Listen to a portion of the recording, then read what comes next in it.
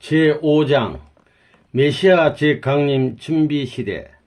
메시아 재강림 준비시대는 서기 1517년 종교개혁이 일어난 때부터 1918년 제1차 세계대전이 끝날 때까지의 400년간을 말한다.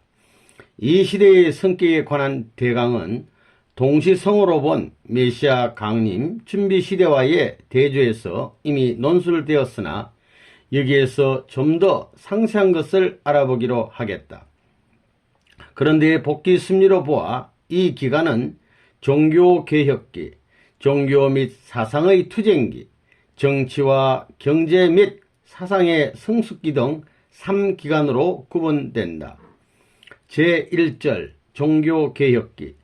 서기 1517년 독일에서 루터가 종교개혁의 기치를 던 때부터 1648년 베스트팔렌 조약으로 신구 종파의 싸움이 끝날 때까지의 130년 기간을 종교개혁기라고 한다. 그리고 이 기간의 성격은 중세 봉건 사회의 소산인 문해부흥과 종교개혁으로서 형성된다. 하나님이 중세 사회를 통하여 이루려 하셨던 섭리의 목적을 이룰 수 없게 되었을 때 이것을 새로운 섭리 역사의 방향으로 전환시켜서 재림하시는 메시아를 위한 기대를 조성하여 나아가는 중추적인 사명을 한 것이 바로 문해부흥과 종교개혁이었다. 따라서 이에 관한 것을 알지 못하고는 이 시대에 대한 성격을 알 수 없는 것이다. 문해부흥과 종교개혁이 중세 봉건 사회의 소산이라면 이 사회가 중세 인간들의 본성에 어떤 영향을 주어서 그것들을 해산하게 하였는가? 중세는 봉건 제도와 로만 카톨릭의 세속적인 타락으로부터 오는 사회 환경으로 말미암아 인간의 본성이 억압되어 그 자유로운 발전을 기할 수 없게 된 때였다. 원래 신앙은 각자가 하나님을 찾아가는 길이기 때문에 그것은 개인과 하나님 사이에 직접적으로 맺어지는 종적인 관계로서 이루어지는 것이다.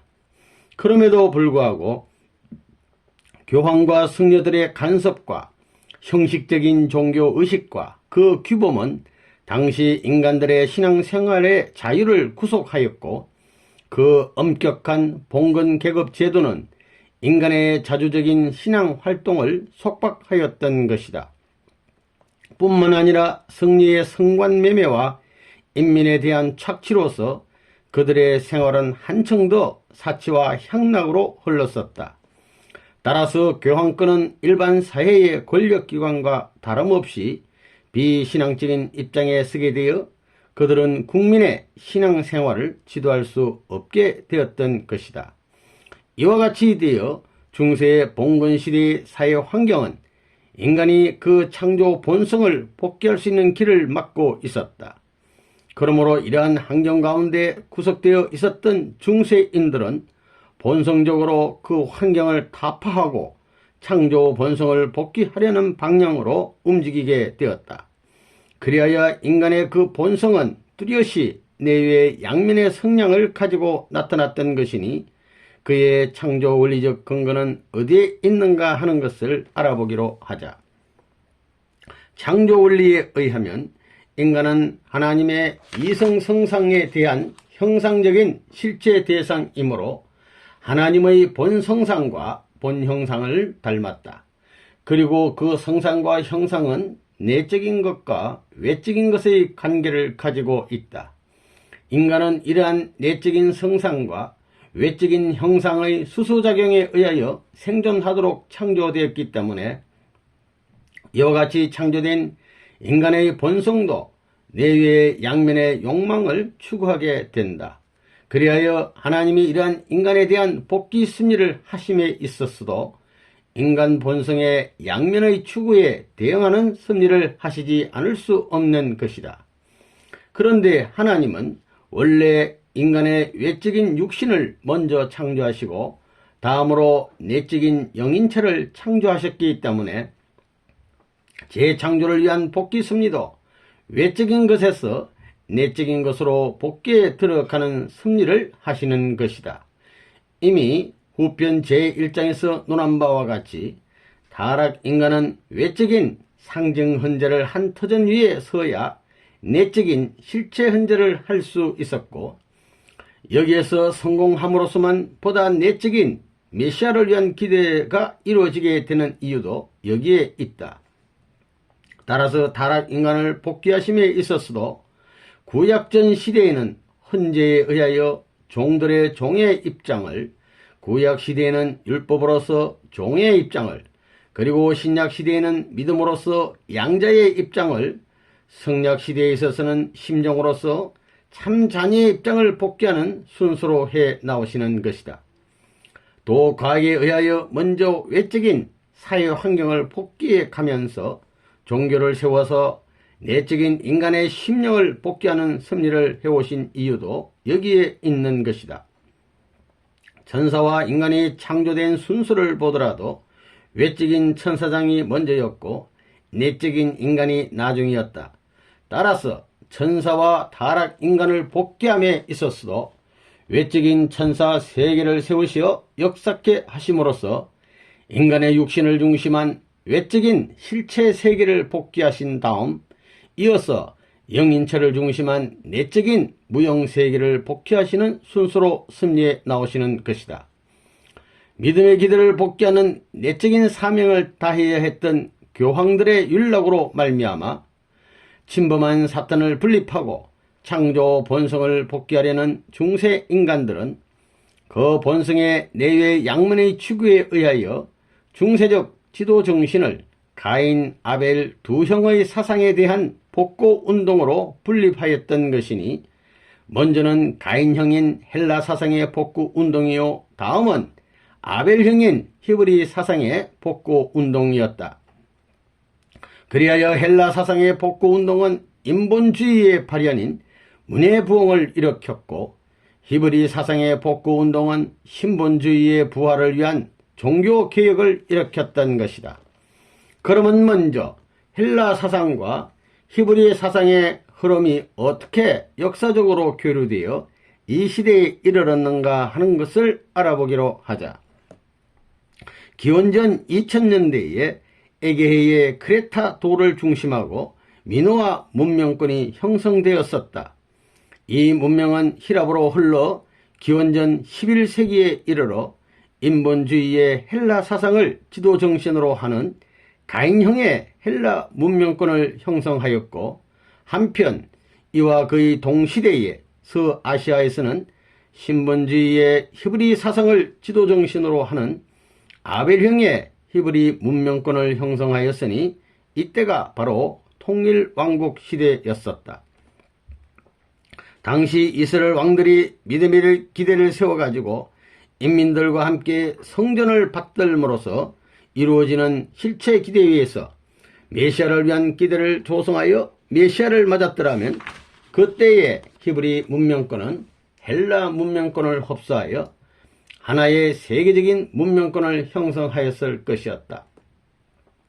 그러나 그들이 하나님의 뜻 가운데 서지 못하게 됨으로 말미암아 이 뜻은 이루어지지 않았다.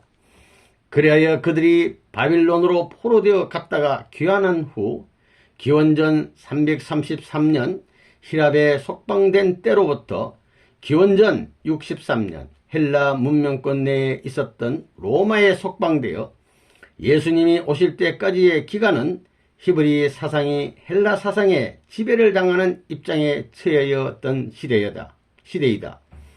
전장에서 이미 논술한 바 있거니와 유대인들이 예수님을 신봉하여 그를 중심하고 하나가 되었더라면 당시의 로마 제국은 예수님을 중심한 메시아 왕국을 이루었을 것이다. 만일 그렇게 되었더라면 그때의 히브리 사상은 헬라 사상을 흡수하여 하나의 세계적인 히브리 문명권을 형성하였을 것이다. 그러나 유대인들이 예수님을 배반함으로써 이 뜻은 이루어지지 않았기 때문에 히브리 사상은 그대로 헬라 사상의 지배하에 머물러 있게 되었었다. 서기 313년에 이르러 콘스탄티누스 대제가 밀라노 칙령으로 기독교를 공인한 후부터는 점차 히브리 사상이 헬라 사상을 극복하기 시작하여 서기 700년대에 이르러서는 히랍 정교 문명권과 서구 문명권을 형성하게 되었었다. 중세 사회에 있어서 믿음의 기대를 복귀해야 할 중심 인물이었던 교황과 국왕들이 타락되지 않았더라면 그때에 재림하시는 메시아를 위한 기대가 이루어짐으로써 히브리 사상은 헬라 사상을 완전히 흡수 융합하여 세계는 하나의 문명권을 형성하였을 것이었다. 그러나 위에서 논한 바와 같이 그들은 율락으로 인하여 히브리 사상을 중심한 중세적 지도정신이 사탄의 침범을 당하게 되었으므로 이에서 하나님은 사탄 분립의 섭리를 하시지 않을 수 없게 되었었다. 그러므로 하나님은 마치 아담에게 침범한 사탄을 분립하시기 위하여 그를 가인과 아벨로 분립하셨던 것과 같이 이때에도 그 지도 정신을 두 사상으로 재분립하는 섭리를 하셨던 것이니 그것이 바로 가인형의 헬라 사상 복구 운동과 아벨형의 히브리 사상 복구 운동이었다. 그리하여 그것들은 마침내 각각 문의 부흥과 종교 개혁으로 나타났던 것이다. 그런데 이 시대에는 인본주의를 주도 이념으로 하여 문의 부흥이 일어남에 따라서 헬라 사상이 히브리 사상을 지배하는 입장에 서게 되었던 것이다. 그리하여 이 시대는 메시아 강림 준비 시대에 있어서 유대민족이 히랍에 속방됨으로써 헬라 사상이 히브리 사상을 지배하던 시대를 실체적인 동시성으로 tan감복귀하는 시대가 되는 것이다. 마치 가인이 아벨에게 굴복함으로써만 아담에게 침범하였던 사탄을 분립하여 메시아를 막기 위한 실체 기대를 이룰 수 있었던 것처럼 가인형인 헬라 사상이 아벨형인 히브리 사상에 완전히 굴복함으로써 비로소 중세적 지도 정신에 침범하였던 사탄을 분립하여 재림 주님을 막기 위한 실체 기대가 세계적으로 조성될 수 있었던 것이다. 1. 문의 부흥. 중세의 사회인들의 본성의 외적인 추구에 의하여 헬라 사상의 복구 운동이 제기되었고 이 운동으로 말미암아 문의 부흥이 일어났다는 것은 이미 위에서 논술한 바이다. 그러면 그 본성의 외적인 추구는 무엇이었으며 또 어떻게 되어 인간이 그것을 추구하게 되었는가를 알아보기로 하자. 창조 원리에 의하면 인간은 하나님도 간섭할 수 없는 인간 자신의 책임 분담을 그의 자유의지에 의하여 완수함으로써만 완성되도록 지어졌기 때문에 인간은 본성적으로 자유를 추구하게 된다. 또 인간은 자유의지로서 자기의 책임 분담을 완수하여 하나님과 일체를 이루어 개성을 완성함으로써 인격의 절대적인 자주성을 갖도록 창조되었기 때문에 인간은 본성적으로 그 인격의 자주성을 추구하게 되어 있다. 그리고 개성을 완성한 인간은 하나님으로부터 어떠한 계시를 받지 않아도 그의 이지와 이성으로서 하나님의 뜻을 알고 생활하도록 창조되었기 때문에 인간은 또한 본성적으로 이지와 이성을 추구하게 된다. 인간은 또 자연계를 주관하도록 창조되었으므로 과학으로서 그 속에 숨겨진 원리를 찾아 현실 생활의 환경을 스스로 개척하지 않으면 안 된다. 따라서 인간은 본성적으로 자연과 현실과 과학을 추구하게 되는 것이다. 그런데 중세 사회인들은 그 봉건 제도에 의한 사회 환경으로 말미암아 그들의 본성이 억압을 당하고 있었기 때문에 그 본성의 외적인 욕망에 의하여 위와 같은 것들을 더욱 추구하게 되었던 것이다.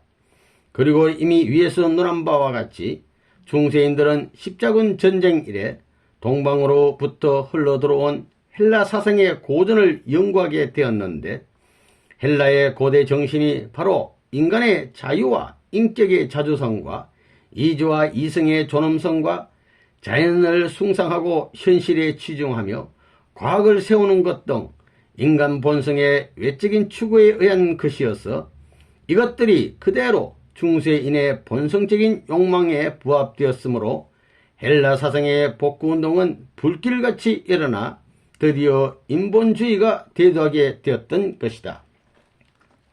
르네상스는 밸런스어로서 재생 또는 부흥이라는 뜻이다. 이 르네상스는 14세기경부터 헬라 사상에 관한 고전 연구의 본산인 이태리에서 태동되었었다.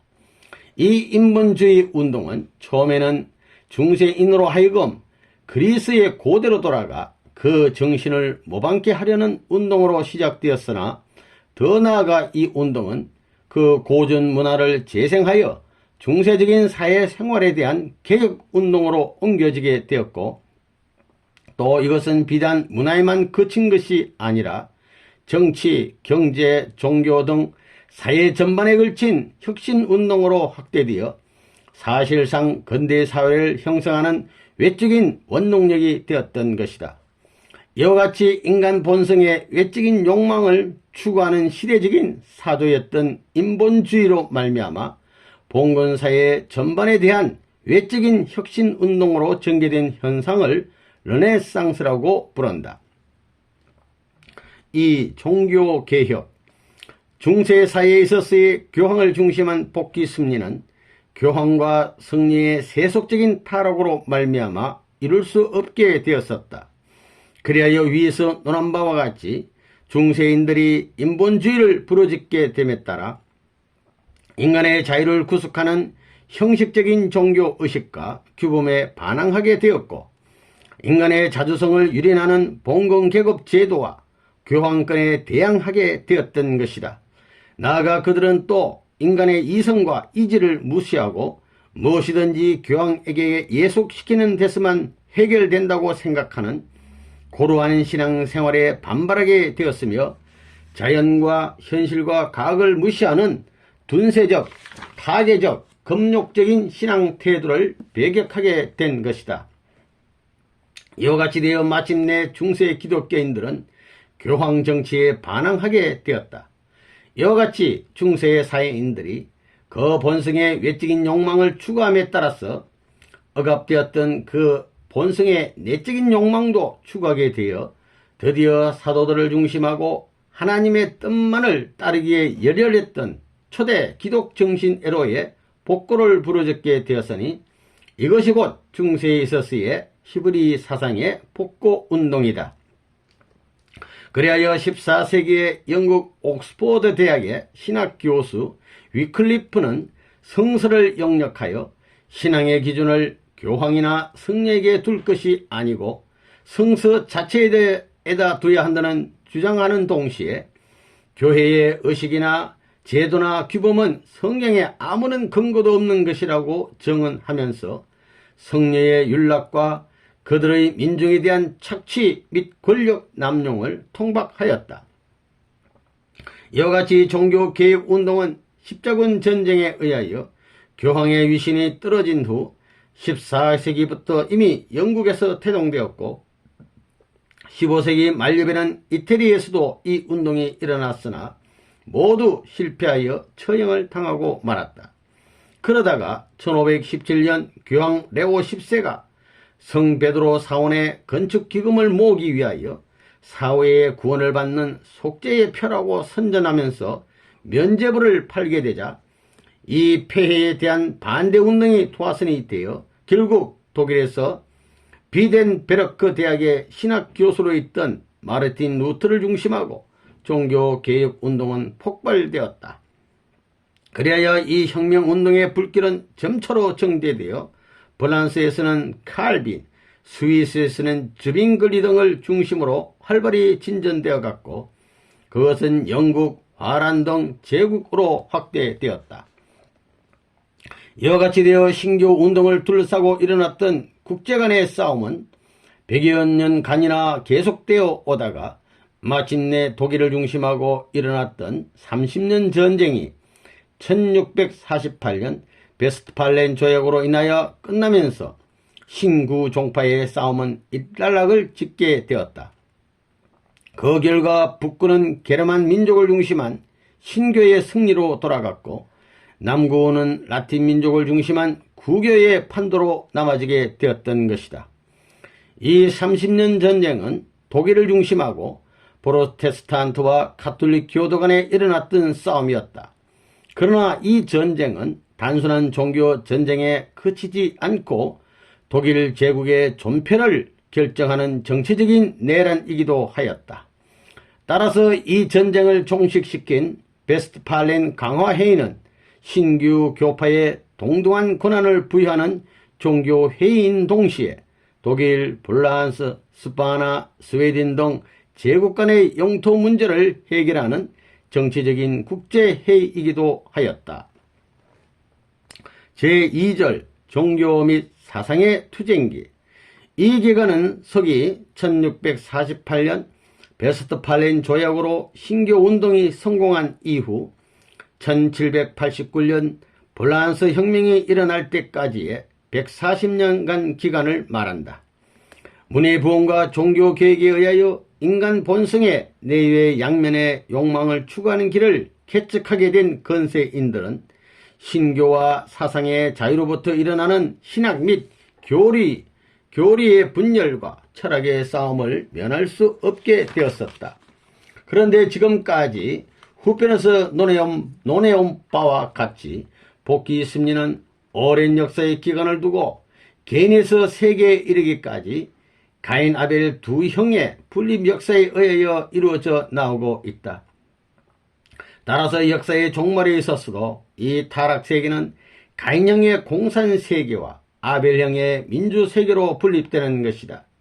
그리하여 마치 가인이 아벨에게 순종 굴복함으로써만 실체 계대가 이루어질 수 있었던 것과 같이 이때에도 가인형의 세계가 아벨형의 세계에 굴복함으로써만 재림 주님을 막기 위한 세계적인 실체 계대가 이루어져서 하나의 세계를 복귀하게 된다.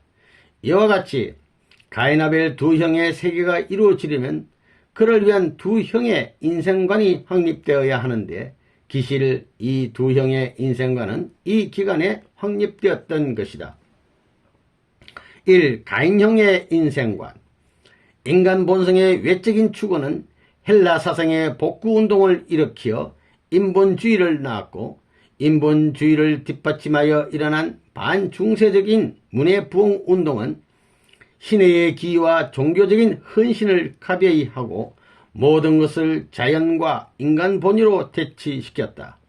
즉 신에 복종한 나머지 자연이나 인간의 육신을 천시하여 제약시하는 데까지 이르렀던 중세적인 인생관에서 이성과 경험에 의한 합리적인 비판과 실정적인 분석을 통하여 인간과 자연을 인식함으로써 그들의 가치를 높이는 인생관을 확립하였던 것이다. 이러한 인생관은 자연과학의 발달로부터 오는 자극으로 인하여 인생에 대한 인식, 사유의 반복론의 두 가지 형식을 밟게 되었다. 그리하여 그것들이 근세 철학의 2대 조류를 이루게 되었으니 하나는 연역법에 의한 이성론이요 또 하나는 귀납법에 의한 경험론이다. 프랑스의 데카르트를 비조로 하는 이성론은 모든 진리는 인간이 나면서부터 가지고 있는 이성에 의해서만 탐구된다고 주장하였다. 그들은 역사성이나 전통을 타파하고 연역법을 근거로 하여 나는 생각한다. 그러므로 나는 있다는 명제를 세우고 이로부터 연역함으로써 비로소 외계를 긍정하려는 것이다. 따라서 그들은 신이나 세계나 자기까지도 부정하려는 입장에 서려 했던 것이다. 이에 대하여 영국의 베이컨을 비조로 하는 경험론은 모든 진리는 경험에 의해서만 탐구된다고 주장하였다. 인간의 마음은 마치 백지와 같아서 새로운 진리를 체득하려면 모든 선입관을 버리고 실험과 관찰에 의하여 인식해야 한다고 하였다.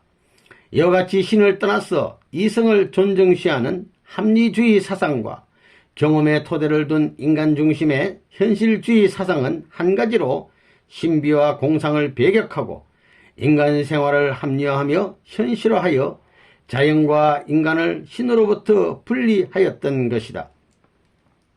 이와 같이 문의 부흥은 인문주의로부터 흘러온 두 사조를 타고 인간이 그의 내적인 성향을 따라 하나님 앞으로 돌아가고자 하는 길을 막고 외적인 성향만을 따라서 사탄 편으로 돌아가는 길을 열어주는 인생관을 낳게 되었으니 이것이 바로 가인형의 인생관이었다.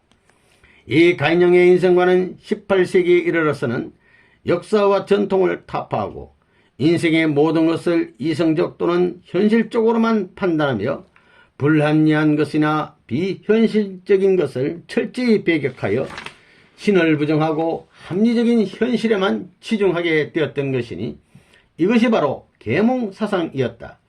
이와 같이 경험론과 이성론을 주류로 하여 피어오른 계몽사상은 블라한스 혁명의 원동력이 되었다. 이러한 가인형의 인생관의 영향을 받아 영국에서는 허버트를 시조로 하여 초월신교가 생겼다. 토마스 아퀴나스 이래 천계와 이성의 조화의 기초를 두고 발전한 신학에 대하여 초월신교는 단순히 이성을 기초로 한 신학을 세우려 한 것이었다. 그들의 신과는 단순히 인간과 우주를 창조하였다는 이래에만 국한시키려 하고 인간에게 있어 신의 계시나 기적은 필요 없는 것이라고 주장하였다. 19세기 초엽 독일의 헤겔은 18세기 이후에 일어난 관념론 철학을 대성하였다. 그러나 이 헤겔 철학도 계몽사상을 바탕으로 하고 불란서에서 일어난 무신론과 유물론의 영향을 받아 그를 반대하는 헤겔 좌파의 파생을 가져왔다. 그리하여 이들 헤겔 좌파는 헤겔의 논리를 뒤집어서 오늘의 공산세계를 이룩한 변전법적 유물론이라는 철학을 체계화하였다. 헤겔 좌파인 슈트라우스는 예수전을 저서로 하여 성세에 나타난 기적은 후세의 날조라고 부정하였고 포이엘바는 그의 기독교의 본질에서 사회적 또는 경제적 여건이 종교 발생의 원인이 된다고 설명하였으며 이러한 그들의 학설은 유물론의 뒷받침이 되었다. 마르크스와 엥겔스는 슈트라우스나 포엘바의 영향을 받았으나 그보다도 불란스의 사회주의 사상에서 더 큰 영향을 받아 변정법적 유물론을 제창함으로써 문의 부흥 이후에 싹트기 시작하여 계몽사조로 발전해 온 무신론과 유물론을 집대성하는 데 이르렀다. 그 후에 가인형의 인생관은 더욱 성숙하여 오늘날의 공산주의 세계를 이루게 된 것이다. 이 아벨형의 인생관, 우리는 중세 사회로부터 근대 사회로의 역사의 흐름을 신이나 종교로부터 인간을 분리 혹은 독립시키려는 과정으로만 보기 쉽다. 그러나 어디까지나 중세 사회인의 본성의 외적인 추구에 의하여 일어났던 가인형의 인생관에 입각해서만 보았기 때문에 그러하다. 그러나 중세인들의 본성적인 추구는 이러한 외적인 것에서만 멎어지는 것이 아니라 한편으로는 보다 더욱 내적인 것을 추구하는 데 이르렀던 것이다. 그리하여 그들의 본성의 내적인 추구가 히브리 사상의 복구운동을 일으킴으로써 종교개혁운동이 일어났고 이 운동으로 말미암아 철학과 종교는 창조 본성을 지향하는 입체적인 인생관을 수립하게 되었으니 이것을 우리는 아벨형의 인생관이라고 한다. 따라서 가인형의 인생관은 중세인을 신과 신앙으로부터 분리 혹은 독립시키는 방향으로 이끌어 갔지만 이 아벨형의 인생관은 그들로 하여금 더욱 고차적으로 신을 지향하여 나아가도록 이끌어 주었던 것이다. 독일의 칸트는 서로 대립하여 나왔던 경험론과 이성론을 흡수하여 새로이 비판 철학을 세움으로써 내외 양면을 추구하는 인간 본성의 욕망을 철학적으로 분석하여 철학적인 면에서 아벨형의 인생관을 개척하였다. 즉 우리의 다양한 감각은 대상의 촉발로 인하여 생기는 것이지만 이것만으로는 인식의 내용만 주어질 뿐이고 인식 자체는 성립되지 않는다. 그 인식이 성립되기 위하여는 다양한 그 내용을 일정한 관계에 의하여 통일하는 형식이 없어서는 아니 된다. 그 형식은 바로 나의 주관이다. 그러므로 사유하는 능력, 즉 나의 오성의 자발적인 작용에 의하여 나의 주관적인 형식을 가지고 대상으로부터 오는 다양한 감각을 통합하고 통일하는 데서 인식이 성립되는 것이라고 하였다. 이와 같이 칸트는 대상으로 인하여 주관을 형성한다는 종래의 모사설을 뒤집어 주관이 대상을 구성한다는 학설을 세우게 되었다. 칸트의 학설을 받아 그의 제1후계자인 피테를 비롯하여 쉘링, 헤겔 등이 배출되었던 것인데, 특히 헤겔은 그의 변증법으로 철학의 새로운 면을 개척하였다. 그들의 이러한 관념론은 철학적인 면에서 있었으에 아벨형의 인생관을 형성하였다.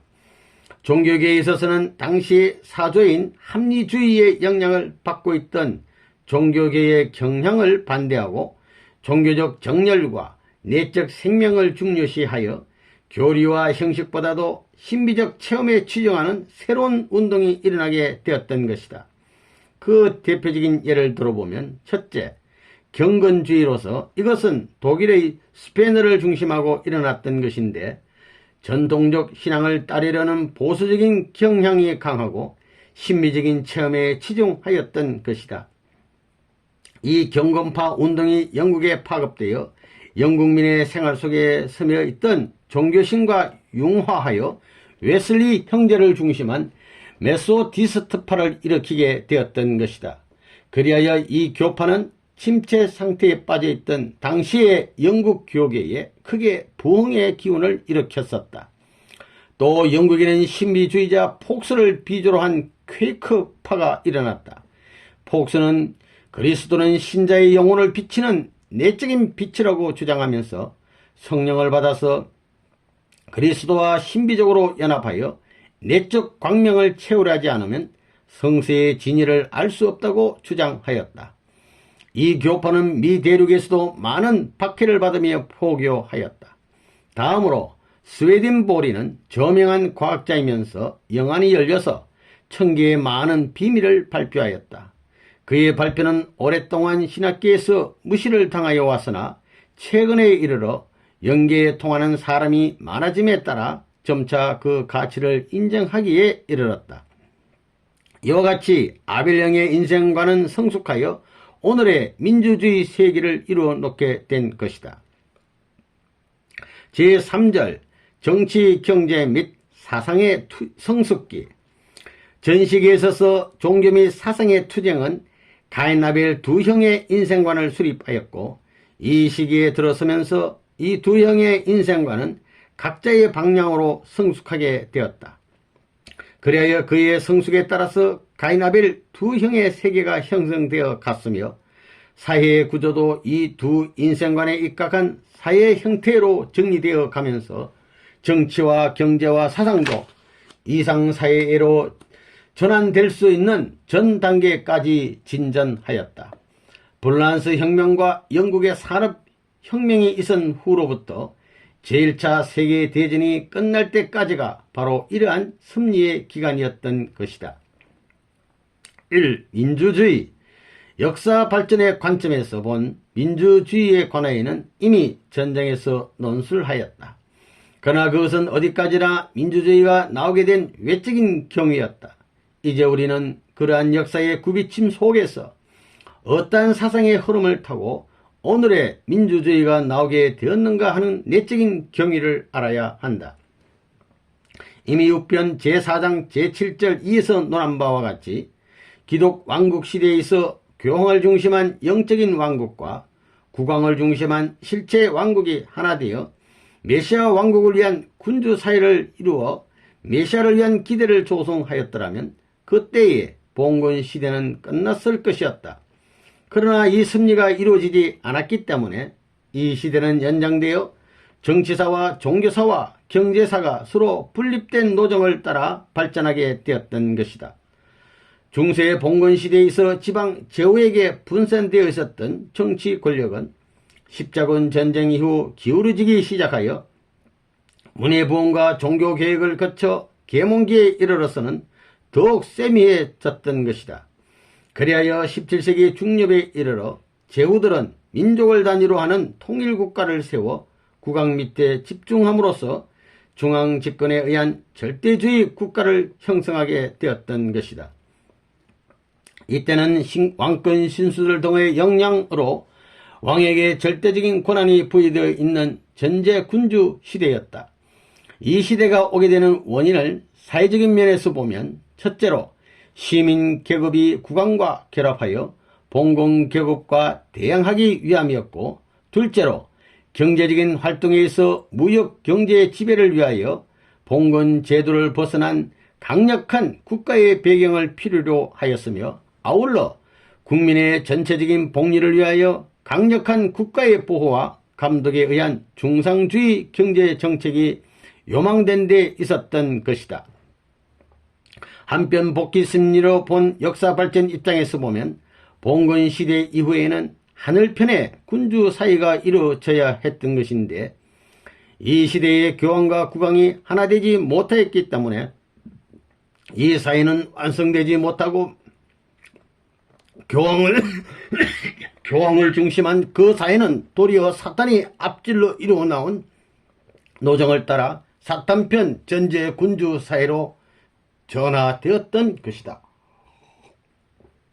이제 가인형의 인생관을 중심한 공산세계와 아벨형의 인생관을 중심한 민주세계를 이루어 나가고 있는 복귀심리의 입장에서 전제군주 사이의 기초를 고찰하기로 하자. 마치 중세 봉건 사회가 히브리 사상에도 헬라 사상에도 한 가지로 배치되는 사유였기 때문에 이 두 사상이 함께 그것을 타파하여 가인 아벨 두 형의 인생관에 입각한 두 형의 사이를 수립하였던 것처럼 전제군주 사이도 역시 종교개혁 이후의 기독교 민주주의에 의한 신교의 자유를 속박하는 것이었어 그것은 아벨형의 인생관의 목적 달성에도 배치되는 사이였고, 또 그 사이는 그 안에 의연히 남아있던 봉건 제도가 무신론자와 유물론자들이 지도하는 시민계급의 발전을 막고 있어서 가인형의 인생관의 목적 달성에도 배치되는 사이였기 때문에 이 두 형의 인생관이 함께 이 사회를 타파하는 방향으로 나아가 드디어 가인아벨 두 형의 민주주의에 입각한 공산과 민주 두 형의 사이를 형성한 것이다. 1. 가인형의 민주주의. 가인형의 민주주의는 불란스 혁명으로 인하여 형성되었다. 따라서 이 문제를 논하기 위하여는 먼저 불란스 혁명에 관한 것을 논하지 않으면 아니 된다. 당시의 불란스는 가인형의 인생관으로 말미암아 무신론과 유물론으로 흘러가던 계몽사상이 팽배한 시대에 있었다. 따라서 이렇듯 계몽사상에 물들어 있던 시민계급은 절대주의에 대한 모순을 자각하게 되었으며, 그에 따라서 절대주의 사회 안에 아직도 깊이 뿌리박고 있는 구제도의 잔해를 타파하려는 의식이 고조되어 있었던 것이다. 거기에서 시민들이 1789년 계몽사상의 대조에 의하여 절대주의 사이의 봉건적 지배계급을 타파하는 동시에 제3계급의 자유평등과 해방을 위하여 민주주의를 부르짖고 일어난 혁명이 곧 불란스 혁명이었다. 이 혁명으로 인하여 인권선언이 공표됨으로써 불란스의 민주주의는 수립되었었다. 그러나 불란스 혁명으로 인한 민주주의는 어디까지나 가인형의 인생관을 세우기 위하여 유물사상으로 흘러간 계몽사상이 절대주의 사회를 타파하면서 출현된 것이기 때문에 이것을 가인형의 민주주의라고 하는 것이다. 그러므로 계몽사상의 주요 인물들도 그러하지만 불란스 혁명의 사상가 디드로나 달랑베르 등도 무신론 또는 유물론계의 학자들이었다. 이 혁명의 경위를 보아서도 알 수 있는 것이지만 불란스의 민주주의는 개성의 자유와 평등보다도 전체주의로 전화하는 경향성을 내포하고 있었던 것이 사실이었다. 이와 같이 가인형의 인생관은 계몽사상을 세워 불란스 혁명을 일으킴으로써 가인형의 민주주의를 형성하였고, 이것이 신내기로 돌아가려는 인간 본성의 내적인 추구의 길을 완전히 막고 외쪽으로만 더욱 발전하여 독일에서의 마르크스주의와 러시아에서의 레닌주의로 체계화됨으로써 마침내 공산주의 세계를 형성하기에 이르는 것이다. 이 아벨형의 민주주의. 영국이나 미국에서 실현된 민주주의는 프랑스의 대혁명으로 인하여 실현된 민주주의와 그 발단부터가 다르다. 후자는 가인형 인생관의 소사인 무신론과 유물론의 주창자들이 절대주의 사회를 타파하는 것으로서 실현한 가인형의 민주주의였음에 반하여 전자는 아벨형 인생관의 결실체인 열광적인 기독교 신도들이 신교의 자유를 찾기 위하여 절대주의와 싸워 승리함으로써 실현한 아벨형의 민주주의였던 것이다. 그러면 영미에서는 어떻게 하여 아벨형의 민주주의를 수립하였는가를 알아보기로 하자. 영국에서는 찰스 1세가 전제주의와 국교를 강화함으로 말미암아 많은 청교도들이 신앙의 자유를 찾아 유럽 내의 타국 또는 신대륙으로 이동하였고, 일찍이 스코틀랜드에서는 종교적인 압박을 받던 일부의 청교도들이 국민 맹약을 결의하고 국왕에 항거하였던 것이다. 그리하여 잉글랜드에서는 의회의 핵심이었던 청교도들이 크롬웰을 중심하고 청교도 혁명을 일으켰던 것이다. 그뿐 아니라 제임스 2세의 전제와 국교 강화가 극심하여지자 그의 사유로서 네덜란드 총독으로 있었던 오렌지공 윌리엄은 1688년에 군대를 거느리고 신교의 자유와 민권의 옹호를 위하여 영국에 상륙하여 무혈로 왕위에 올랐던 것이다. 윌리엄이 왕위에 오르자 그는 의회에서 상신한 권리 선언을 승인하여 의회의 동직적인 권리를 인정함으로써 이것이 영국 헌법의 기본이 되었었다. 그리고 이 혁명은 무혈로 성공하였기 때문에 이것을 명예혁명이라고 한다. 이와 같이 영국에 있어서의 이 혁명은 외적으로 보면 물론 시민 계급이 귀족 성녀 등 대주주 계급으로부터 정치적인 자유와 해방을 얻으려고 한데 그 원인이 있었지만 보다 더 중요한 원인은 그러한 혁명을 통하여 내적인 신교의 자유와 해방을 얻으려는 데 있었던 것이다. 그리고 영국의 전제주의 왕정하에 탄압을 받고 있던 청교도들이 신교의 자유를 얻기 위하여 아메리카의 신대륙을 찾아가서 1776년에 독립국가를 설립함으로써 미국의 민주주의를 수립하게 된 것이다. 이와 같이 영국, 미국에서 수립된 민주주의는 아벨형의 인생관을 중심하고 신교의 자유를 찾기 위하여 절대주의 사회를 개혁하는 혁명으로서 수립되었기 때문에 이것을 아벨형의 민주주의라고 한다. 이렇게 되어 아벨형의 민주주의는 오늘날의 민주주의 세계를 형성하는 데 이르렀다. 2. 상권분립의 원리적 의의. 상권분립 사상은 절대주의의 정치체제로 인하여 국가의 권력이 특정한 개인이나 기관에 집중하는 것을 분산시키기 위하여 계몽사상파의 중진이었던 몽테스키에에 의하여 제창되었던 것인데, 그것은 프랑스 혁명 때 인권선언 선포로서 실현되었다. 그러나 원래 이 상권분립은 하늘편에서 이루려 했던 이상사회의 구조로서 복귀섭리의 전 노정이 그러하듯이 이것 또한 사탄편에서 앞질러 비원리적인 원리형으로 먼저 이루어 놓은 것이었다. 그럼 우리는 여기에서 이상사회의 구조가 어떠한 것인가 하는 것을 알아보기로 하자. 창조원리에서 밝힌 바와 같이 피조세계는 완성한 인간 하나의 구조를 본으로 하여 창조되었다. 뿐만 아니라 완성한 인간들로서 이루어지는 이상사회도 역시 완성한 인간 하나의 구조와 기능을 담게 되어 있었던 것이다.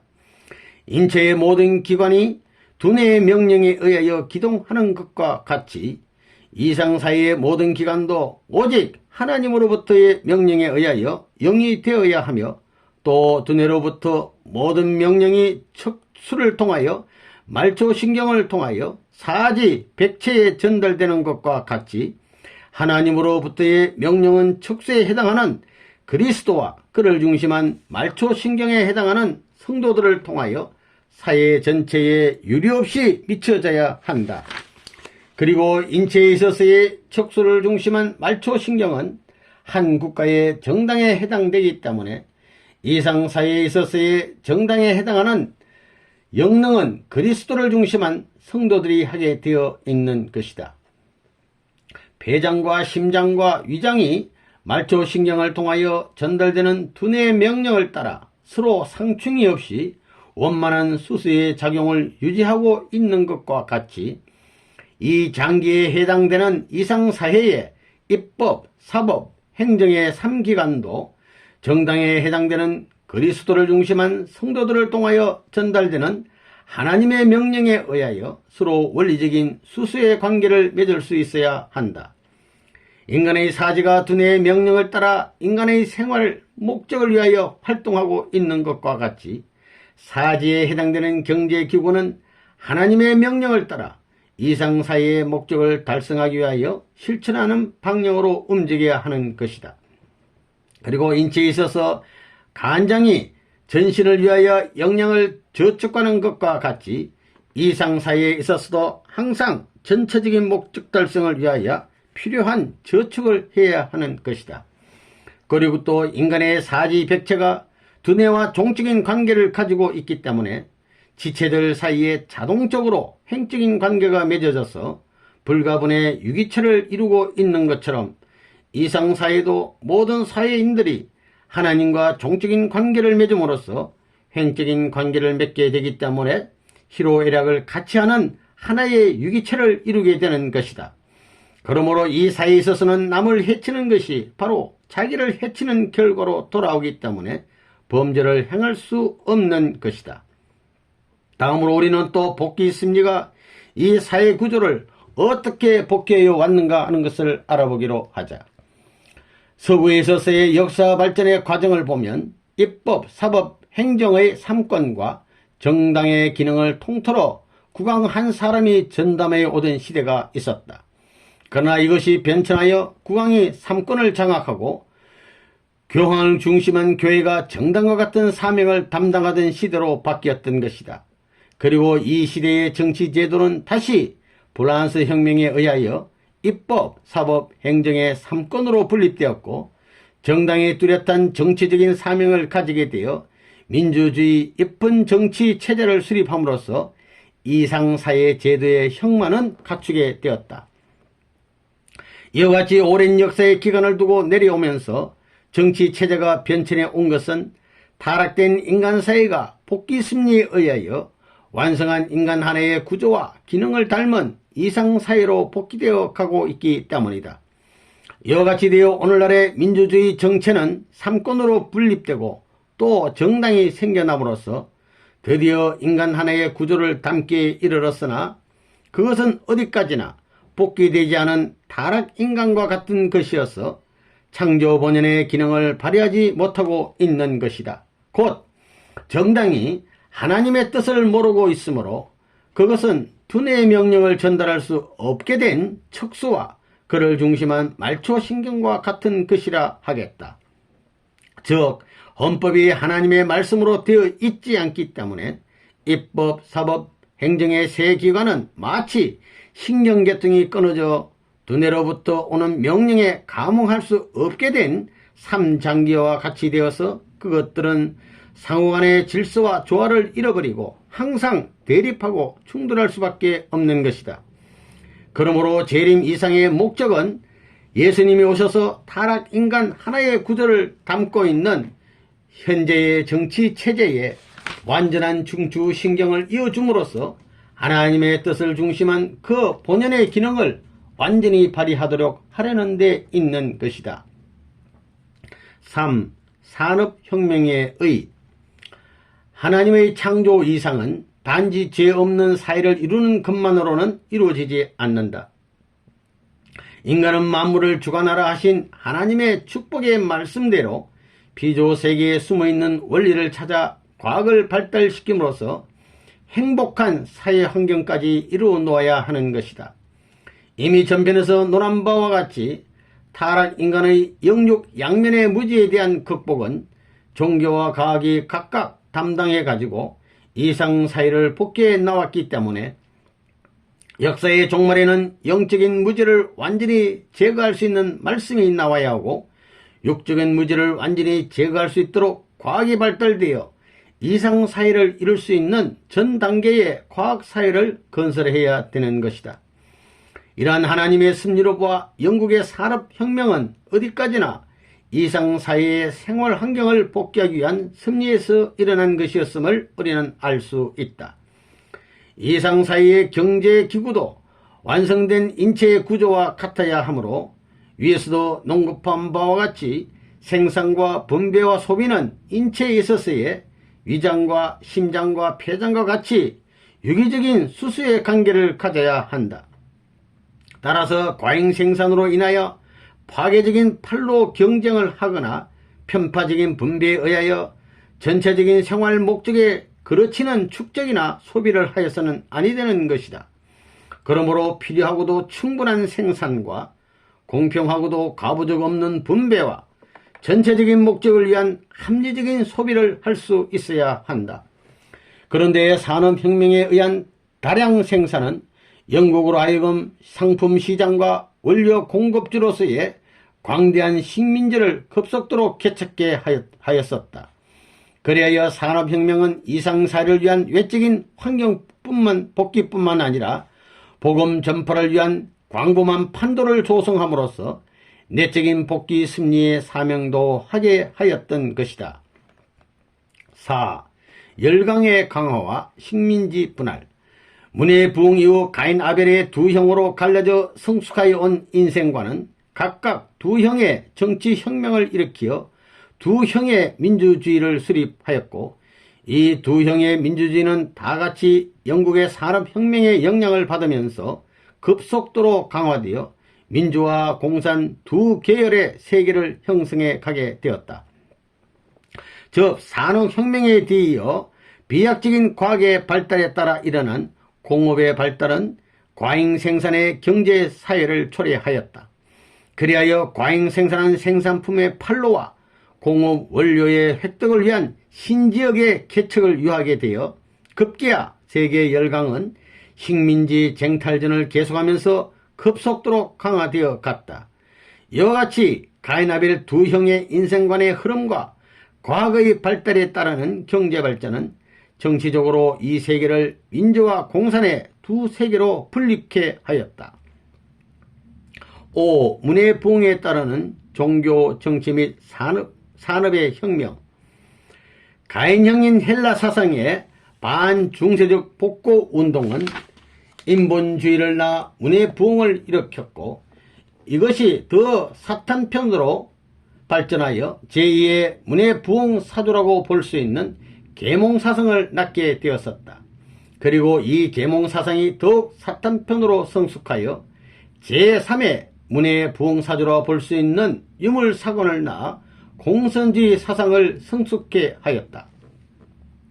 이와 같이 사탄편에서 하늘의 섭리를 앞질러 먼저 이루어 나아감에 따라 종교, 정치, 산업 각 방면에 있어서도 3차의 혁명이 뒤따라오게 된다. 즉 제1차 문의 부흥에 뒤이어 루터를 중심한 제1차 종교개혁이 있었으며 제2차 문의 부흥에 뒤이어 종교계에서는 웨슬레 폭스, 스웨딘 보리 등을 중심한 새로운 영적 운동이 말할 수 없는 박해 가운데서 일어났던 것이니 이것이 제2차 종교개혁 운동이었다.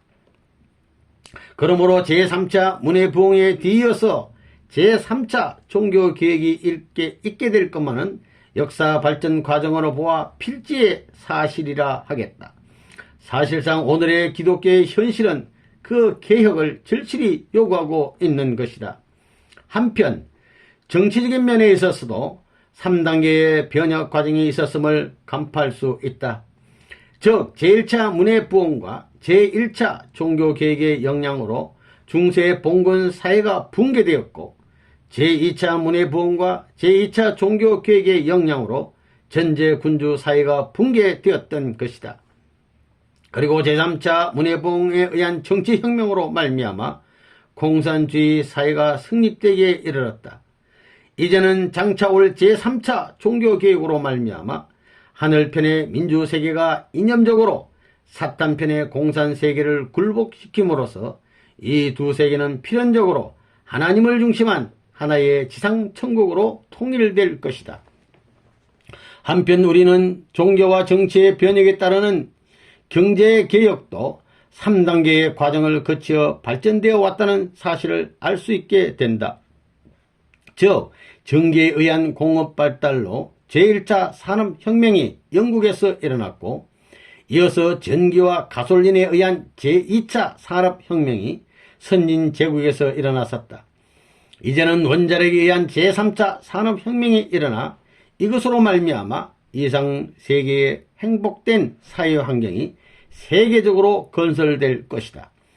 이 메시아 재강림 준비 시대에 있어서의 3차의 문해부흥에 따르는 종교, 정치 및 산업 등 3분야에 걸친 3차 혁명은 3단계의 발전 법칙에 의한 이상사회 구현의 필연적 과정인 것이다.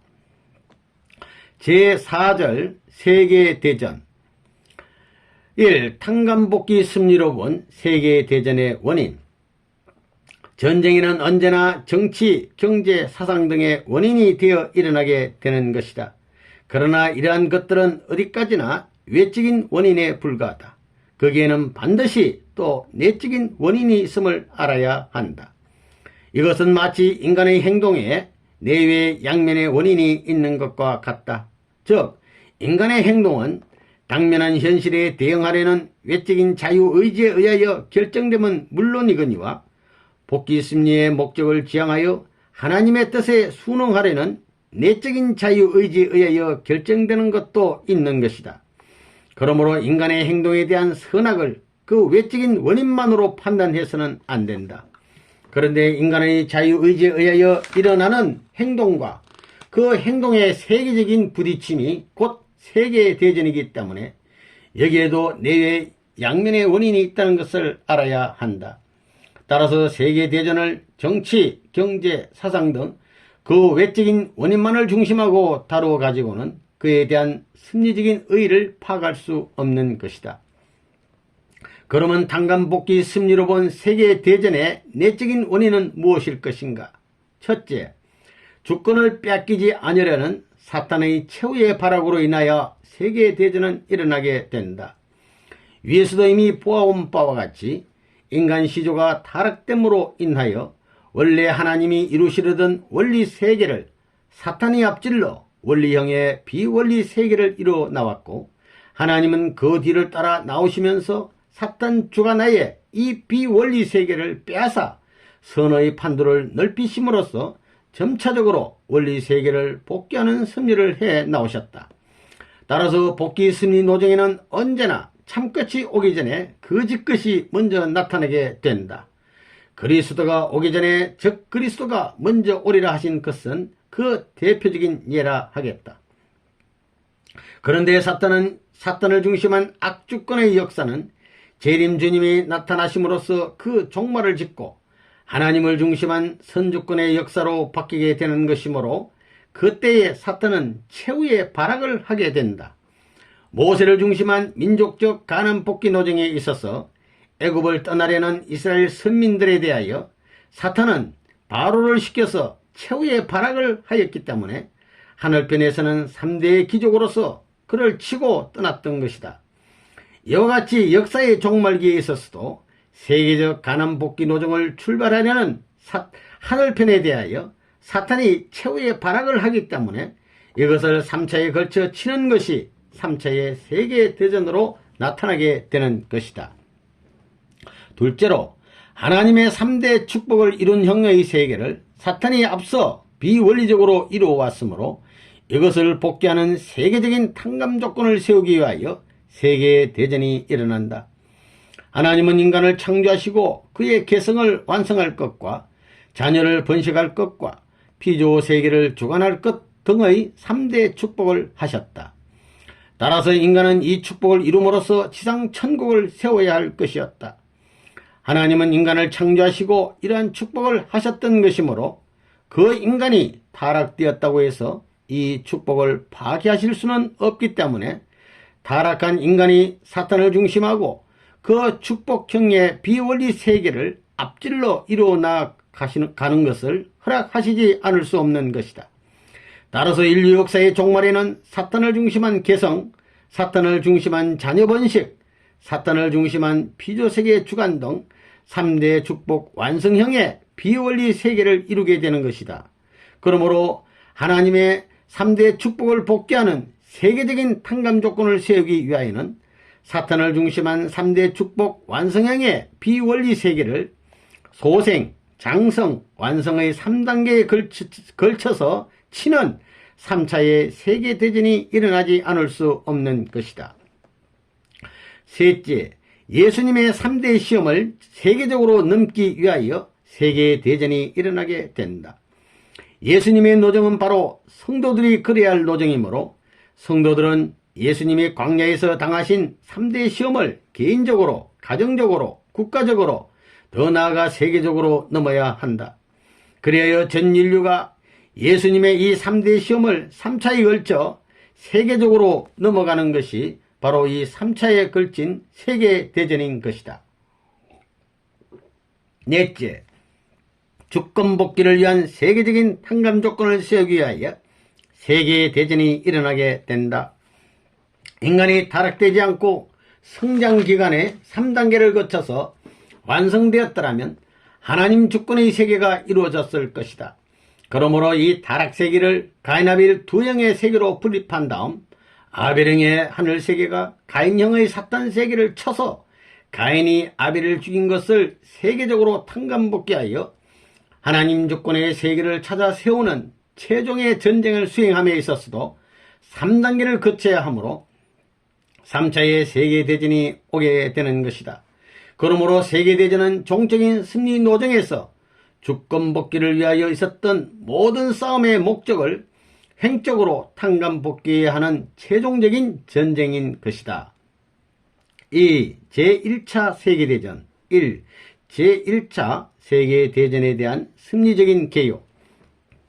가인 아벨 두 형의 인생관으로 말미암아 일어났던 가인 아벨 두 형의 민주주의 혁명으로 인하여 전제군주 정체는 붕괴되었으며 이에 따라서 일어난 산업혁명은 봉건주의 사회를 자본주의 사회로 이끌어 마침내는 제국주의 사회가 오게 되었었다. 그러므로 제1차 세계대전은 정치적인 면에서 보면 아벨형의 민주주의에 의하여 복귀 승리의 목적을 지향하는 민주주의 정체와 가인형의 민주주의에 의하여 복귀 승리의 목적을 반하는 전체주의 정체와의 전쟁이었으며 한편 또 경제적인 면에서 보면 하늘편 제국주의와 사탄편 제국주의와의 전쟁이었던 것이다. 따라서 이 대전은 일면 구미 제국 중의 선진 자본주의 국가들과 후진 자본주의 국가들이 식민지 쟁탈을 위하여 벌인 전쟁이기도 하였던 것이다.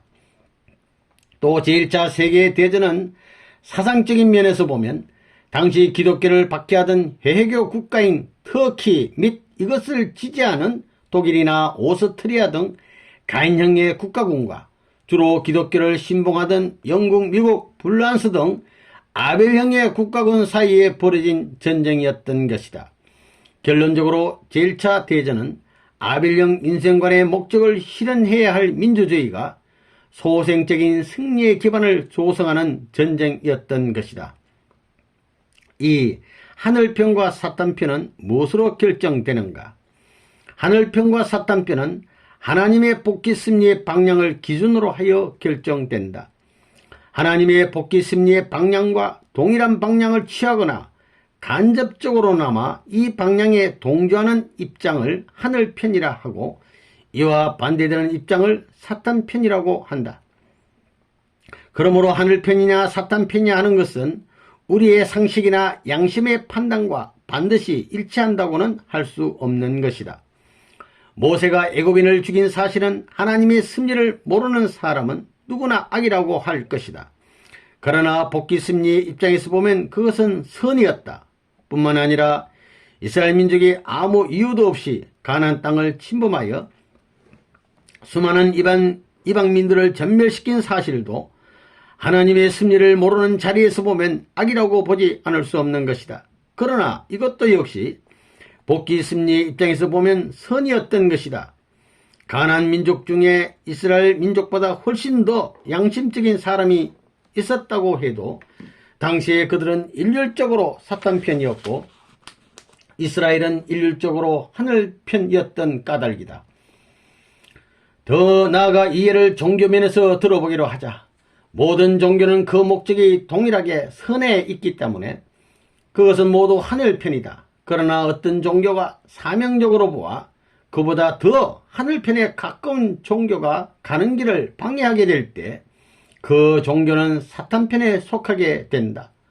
또 각 종교는 시대적인 사명을 가지고 있기 때문에 어떤 종교가 그의 사명기가 지난 후 다음 시대의 새로운 사명을 담당하고 나선 종교의 길 앞에 장애가 되는 입장에 서게 될 때 그 종교는 사탄편이 된다. 예수님이 나타나시기 전에는 유대교나 그 민족은 모두 하늘편이었다. 그러나 그들이 유대교의 목적을 이루시기 위하여 새로운 사명을 가지고 오셨던 예수님을 박해하게 되었을 때에는 그들은 과거에 아무리 하나님을 잘 섬겨왔다 하더라도 그날부터 사탄편이 되지 않을 수 없었던 것이다. 건세 이후에 있어서는 아벨형의 인생관의 계통은 모두 하늘편이요 가인형의 인생관의 계통은 모두 사탄편이다. 이러한 의미에서 유물론자는 가인형의 인생관의 결실이기 때문에 인간적으로 볼 때 아무리 양심적이고 남을 위해 헌신을 한다 해도 그는 사탄편이다. 따라서 공산세계는 사탄편 세계가 되는 것이다.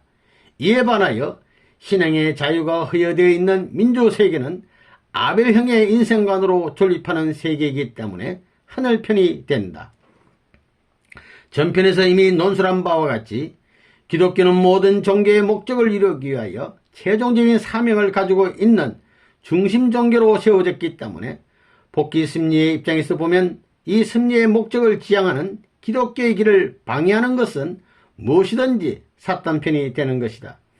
따라서 기독교를 박해하거나 또는 그의 발전을 직접 혹은 간접으로 방해하는 국가는 모두 사탄편이 된다. 그러므로 제1차 세계대전에 있어서 영, 미, 불, 로 등 연합국척의 주동국가들은 모두 기독교 국가일 뿐 아니라 해교국인 터키 내에서 박해를 받고 있던 기독교도를 해방하려 했던 국가들이었기 때문에 그것들은 모두 하늘편이 되고 독일이나 오스트리아 등 동맹국들의 주동국가들은 기독교를 박해하는 해교국가였던 터키를 지지하였으므로 그것들은 모두 터키와 함께 사탄편이었던 것이다. 3. 복귀 섭리로 본 제1차 세계대전의 원인. 복귀 섭리로 보아 제1차 세계대전이 일어나게 된 내적인 원인의 그 첫째는 하나님의 3대 축복을 복귀하는 소생적인 탕감 조건을 세계적으로 세우려는 데 있었다. 이미 위에서 밝힌 바와 같이 사탄은 하나님이 아담을 중심하고 이루시려던 세계와 유사형의 세계를 앞질러 이루어 나왔기 때문에 역사의 종말에 이르러서는 한때 반드시 사탄편 아담형의 인물을 중심하고 3대 축복의 소생급 완성형의 비원리 세계가 나타나게 된다. 따라서 하늘편에서는 이 세계를 쳐서 하나님을 중심하고 그 축복을 완성한 원리 세계를 복귀하는 소생적인 탕감 조건을 세계적으로 찾아 세우지 않으면 아니 된다. 이러한 목적을 위하여 제1차 세계대전이 일어나게 되었던 것이다. 그러므로 제1차 세계대전을 도발한 독일의 카이젤은 사탄편 아담의 소생급 개성 완성형의 인물로서 범게르만주의를 주창함으로써 자녀 번식의 형을 이루었고 세계 제패의 정책을 세움으로써 만물주관의 형을 이루어 사탄을 중심한 3대 축복의 소생급 완성형의 비원리 세계를 이루었던 것이다. 따라서 하늘편이 이러한 사탄편을 치고 승리함으로써 하나님을 중심하고 3대 축복을 완성한 세계를 복귀하는 소생적인 탕감 조건을 세계적으로 세우기 위하여 제1차 세계대전은 일어나지 않으면 안 되었던 것이다. 둘째로 예수님에 대한 사탄의 첫째 시험을 하늘편 지상인으로 하여금 세계적으로 넘게 하기 위하여 제1차 세계대전이 있어야 한다. 그러므로 예수님이 당하셨던 시험을 중심하고 보면 하늘편에서는 제1차 대전에 승리하여 하나님의 제1축복을 세계적으로 복귀할 수 있는 탕감 조건을 세워야 하였던 것이다. 왜냐하면 예수님이 광야에서 첫째 시험에 승리함으로써 돌로 표시된 자신을 찾아 세워 계승복귀의 기대를 조성하셨던 것과 같이 하늘편에서 제1차 세계대전에 승리함으로 말미암아 사탄편 세계와 그 중심이 망한 반면에 하늘편 세계가 세워지고 그 중심인 재림주님이 탄생하시어 계승을 복귀할 수 있는 기대를 조성하지 않으면 안 되었기 때문이다. 셋째로는 주권복귀의 소생적인 기대를 조성하기 위하여 제1차 세계대전이 있어야 한다. 우리는 이미 후편 제4장 제7절 이 6에서 전제주의 사회를 타파하고 하나님의 주권을 복귀하기 위한 최종적인 정체로서 민주주의 정체가 나오게 되었다고 논하였거니와 결과적인 사실이 보여준 바와 같이 제1차 대전에서 하늘편 국가가 승리하여 정치 판도를 크게 넓힘으로써 세계를 기독교화하고 하늘편의 광범하고도 확고한 정치 및 경제의 기대를 조성함으로써 민주주의의 소생적인 기대를 확립함과 동시에 하늘편 주권 복귀의 소생적인 기대를 이룩하지 않으면 안 되었던 것이다. 4. 복귀 승리로 본 제1차 세계대전의 결과 제1차 세계대전에서 하늘편이 승리함으로 말미암아 하나님의 3대 축복을 세계적으로 복귀하기 위한 소생적인 탕감 조건을 세우게 되었고 예수님에 대한 사탄의 시험을 세계적으로 넘는 입장에서 보면 하나님의 제1축복을 세계적으로 복귀할 수 있는 탕감 조건을 세웠으며 여기에서 민주주의가 소생적인 승리를 거두게 되어 하늘편 주권 복귀에 소생적인 기대를 조성하였다.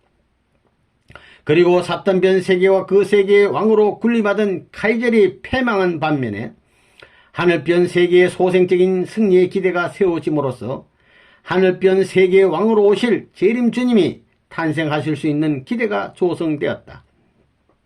그리고 이에 뒤이어 사탄편의 재림주 상징형인 스탈린을 중심한 공산세계가 일어나게 되었다. 왜냐하면 재림주님은 공생공룡 공의주의의 지상 천국 이상을 가지고 오시는 분이시므로 사탄편에서는 하늘편의 이러한 이상을 앞질러 먼저 이루기 위하여 사탄편 재림주님 형의 임무를 중심하고 지상 천국형의 세계를 이루려 하기 때문이었다.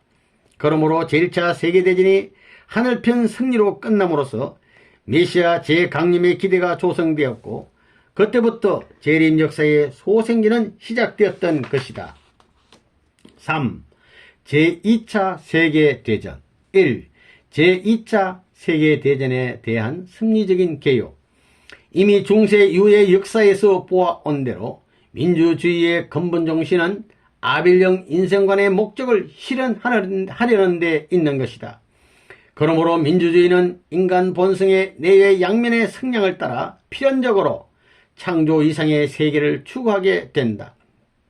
그러므로 제2차 세계대전은 제1차 대전으로 인하여 소생적인 승리의 기대 위에 서게 된 민주주의가 인간 본성이 지향하는 길을 막는 전체주의와 싸워서 그 장성적인 승리의 기반을 조성하는 전쟁이었던 것이다. 이 전체주의란 무엇인가? 1930년대에 있어서 경제공황이 세계적으로 휘몰아쳤을 때 특히 이러한 역경을 극복하기 어려운 고립된 환경에 처해 있었던 독일, 일본, 이태리 등의 국가들은 그 난경을 타개하는 길을 전체주의에서 찾으려 하였던 것이다. 그러면 이 전체주의란 무엇인가? 전체주의는 근대 국가의 민주주의 정치 사상의 기본인 인간의 개성에 대한 존중과 언론, 출판, 집회, 결사의 자유와 국가에 대한 기본적인 인권 및 의회 제도 등을 부정하고 민족 국가의 전체만을 궁극에 실제로 봄으로써 개인이나 단체는 민족, 국가 전체의 존립과 발전을 위하여 있어야 한다고 주장하는 정치 이념이다. 그러므로 이 제도하에서의 자유는 개인이 주장하고 향유할 수 있는 권리가 아니고 전체 앞에 바쳐야 할 하나의 의무요 또한 희생으로 정의된다. 전체주의의 지도 원리는 모든 권위를 다수에 두지 않고 한 사람의 지배자에게 둔다.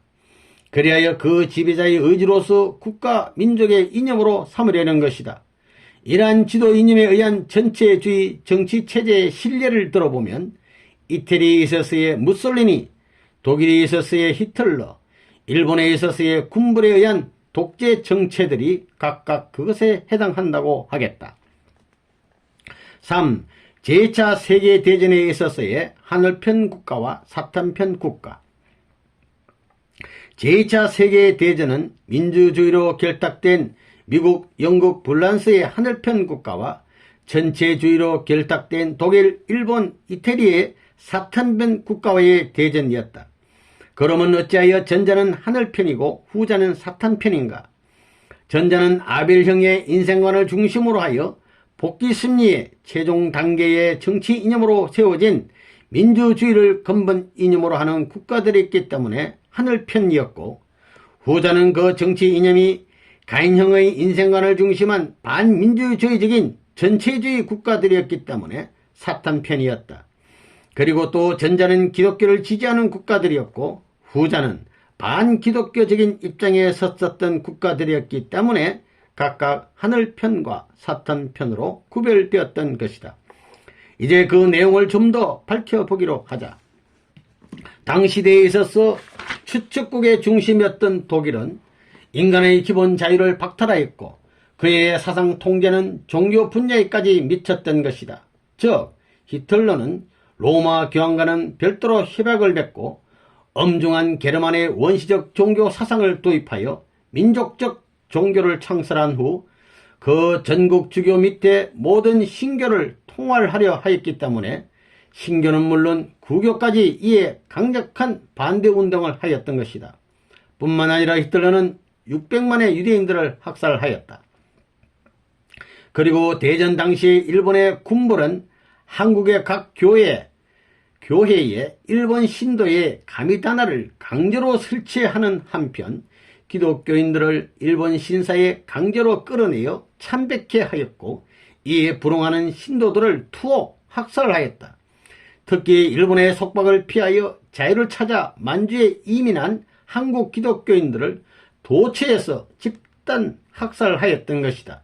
이와 같이 대전 말기에 이르면서 그들이 강행하였던 한국 기독교 말살 정책은 실로 극악한 것이었다. 그리고 이태리는 사탄편에 섰던 독일과 하나 되어 추측국가가 되었으며 무솔리니는 국민사상을 통합하기 위하여 고의로 구교를 국교로 세움으로써 하나님의 복귀 승리에 역행하는 길을 걸었다. 이러한 근거에서 당시 독일, 일본, 이태리는 함께 사탄편의 국가들로 규정되는 것이다. 4. 하늘편과 사탄편이 각각 3대국으로 대립한 이유. 상세한 것은 다음 항목에서 논술될 것이나 제2차 세계대전은 예수님을 중심하고 이루려다가 이루지 못했던 하나님의 3대 축복을 복귀하는 장성적인 탕감 조건을 세계적으로 찾아 세우기 위하여 일어났던 것이다. 그런데 원래 하나님의 3대 축복이 이루어지지 않았던 것은 아담, 해와 천사장의 3존재가 타락된 때문이었다. 그러므로 3대 축복의 복귀에도 그것들을 탕감 복귀하기 위한 3존재의 관여가 필요하였기 때문에 후 아담으로 오셨던 예수님과 해와의 신성으로 오신 성신과 천사장의 3존재가 합하여서 비로소 영적 구원 섭리를 이루시어 하나님의 3대 축복을 영적으로 복귀하셨던 것이다.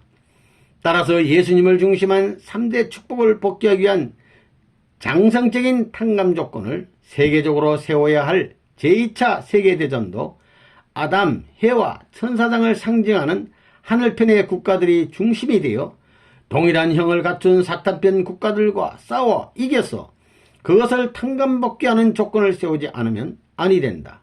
그러므로 이것을 알고 있는 사탄은 이 승리에 앞질러 사탄편 아담, 해와 천사장형의 국가들을 먼저 단합하게 하여 하늘편의 그러한 형의 국가들에게 공세를 취하게 하였던 것이다.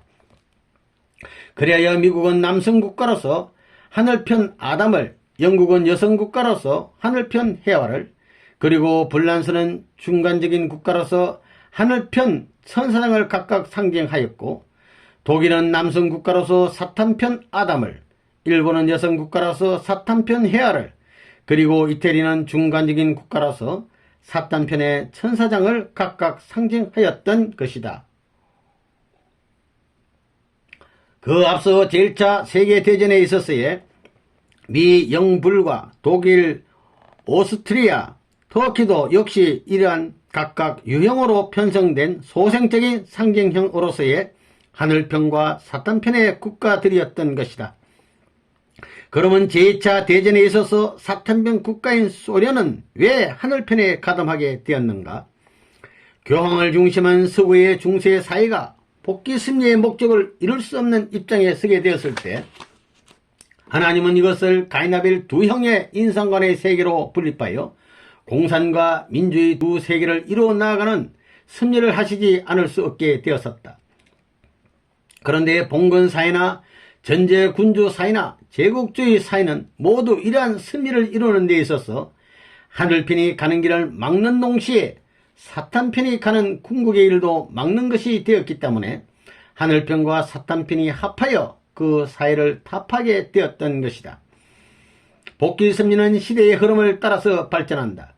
따라서 하나님의 복귀 승리를 앞질러 이루어 나아가는 비원리 세계도 시대의 흐름을 따라서 사탄의 목적을 지향하여 전진하지 않을 수 없게 된다. 그러므로 사탄 세계에 있어서도 낡은 사회는 진보적인 사회를 이루는 데 장애가 되기 때문에 그것을 청산하는 싸움을 하게 되는 것이다. 이러한 역사적인 추세에 의하여 제2차 세계대전에 있어서의 전체주의는 하늘편에 있어서 그러한 것처럼 사탄편이 가는 길에 있어서도 역시 장애가 되었던 것이다.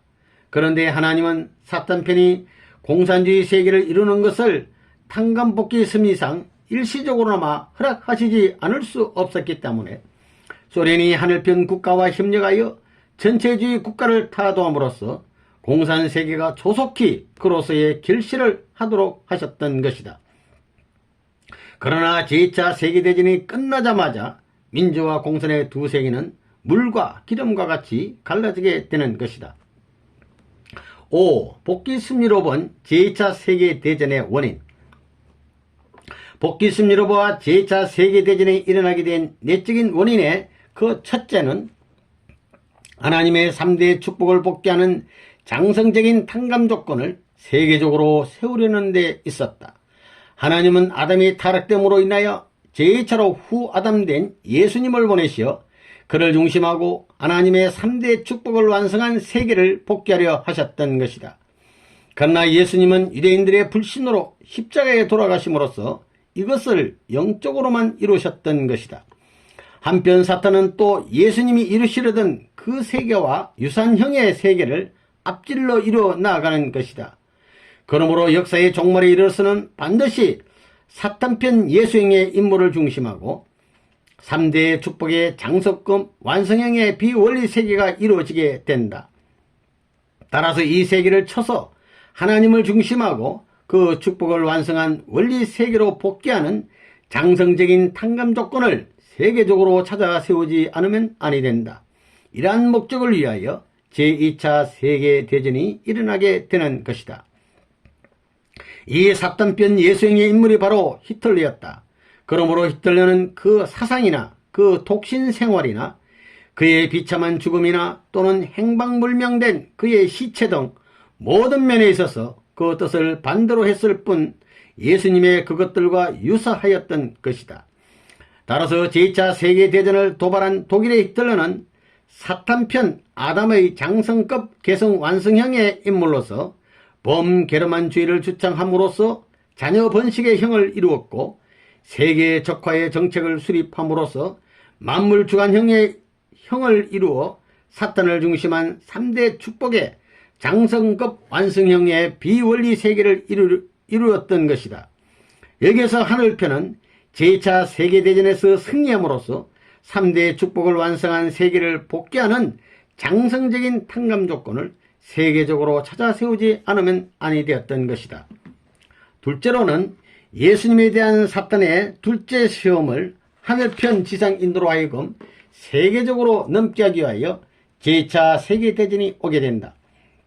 그러므로 예수님이 당하셨던 시험을 중심하고 보면 하늘편에서는 제2차 세계대전에 승리함으로써 하나님의 제2축복을 세계적으로 복귀할 수 있는 탕감 조건을 세우지 않으면 안 되었다. 왜냐하면 예수님이 광야에서 둘째 시험에 승리함으로써 자녀 복귀의 기대를 조성하셨던 것과 같이 하늘편 세계가 제2차 대전에서 승리함으로 말미암아 민주주의의 장성적인 기대를 조성하여 하늘편 인간들이 그 세계적인 기반을 닦아야 하였기 때문이다. 셋째로는 주권복귀의 장성적인 기대를 조성하기 위하여 제2차 세계대전이 오게 되었던 것이다. 제1차 대전이 하늘편의 승리로 돌아감으로 인하여 민주주의 세계는 그 소생적인 기반을 가지게 되었고, 그에 따라 가인형의 세계를 이루어 나오던 사탄편에서도 제1차 대전이 끝나자 제국주의를 극복하고 공산주의 세계의 소생적인 기반을 닦게 되었었다. 그러므로 제2차 대전은 그 결과적인 사실이 보여준 바와 같이 민주와 공산의 두 세계를 완전히 분리시켜 각각 그 장성적인 기반을 닦도록 하지 않으면 안 되었던 것이다. 민주주의 세계가 이와 같이 그 장성적인 기반을 가지게 됨에 따라서 하늘편 주권복귀는 그 장성적인 기대를 조성하게 되는 것이다. 6. 복귀 승리로 본 제2차 세계대전의 결과. 제2차 세계대전이 하늘편의 승리로 끝남으로 말미암아 하나님의 3대 축복을 세계적으로 복귀하기 위한 장성적인 탕감 조건을 세울 수 있게 되었고, 예수님에 대한 사탄의 시험을 세계적으로 넘을 수 있는 입장에서 보면 하나님의 제2축복을 세계적으로 복귀할 수 있는 탕감 조건을 세웠으며, 또 민주주의 세계가 장성적인 기반을 닦게 됨으로써 주권복귀의 장성적인 기대를 조성하게 되었던 것이다.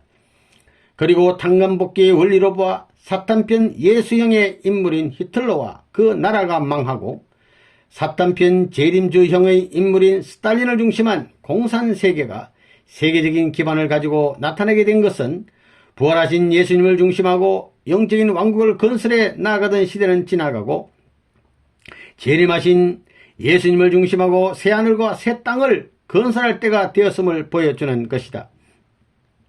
이와 같이 2차 대전이 끝난 후부터는 재림 역사의 장성기로 들어가기 때문에 많은 성도들이 예수 재림에 관한 계시를 받아 신령 역사는 세계적으로 일어나게 되는 것이다.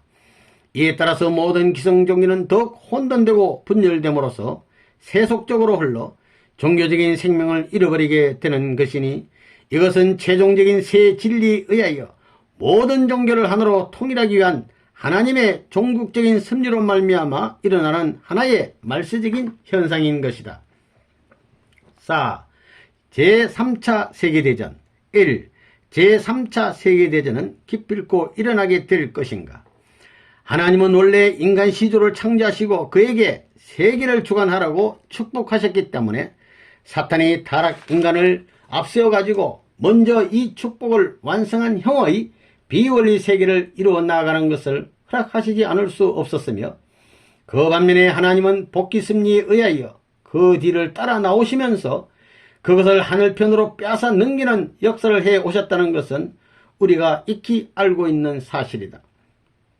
그러므로 인류 역사의 종말에는 사탄편도 하늘편도 모두 세계를 주관하는 데까지 나아가지 않을 수 없게 되어 민주와 공산의 두 세계가 양립하게 된다. 그리하여 이러한 두 세계의 최종적인 분립과 통합을 위하여 세계대전은 오게 되는 것이다. 이와 같이 제1차, 제2차의 대전은 세계를 민주와 공산의 두 세계로 분립하기 위한 싸움이었으므로 다음에는 이 분립된 두 세계를 통일하기 위한 싸움이 와야 하는 것이니 이것이 곧 제3차 대전이다. 그러므로 제3차 대전은 반드시 있어야 하는데 그 싸움에는 두 가지의 길이 있는 것이다. 첫째는 무기로서 사탄 편을 굴복시켜 통일하는 길이다. 그러나 통일된 후에 와야 할 이상세계는 온 인류가 다같이 기뻐하는 세계여서 이 세계는 원수를 무기로서 외적으로만 굴복시켜서는 결코 이루어지지 않는 것이기 때문에 그들을 다시 내적으로도 굴복시켜서 중심으로 기뻐하게 하지 않으면 안 된다. 그러기 위해서는 인간의 본성적인 욕구를 만족시킬 수 있는 완전 무결한 이념이 없어서는 아니 되는 것이다. 그리고 이 싸움의 둘째의 길은 무기로 인한 외적인 싸움을 하지 않고 전적으로 이념에 의한 내적인 싸움으로서 곧장 사탄 세계를 굴복시켜 통일하는 길이다. 인간은 이성적인 존재이기 때문에 결국 이성으로 굴복하고 이성으로 하나 될 때에만 완전한 하나의 세계가 이루어지게 되는 것이다.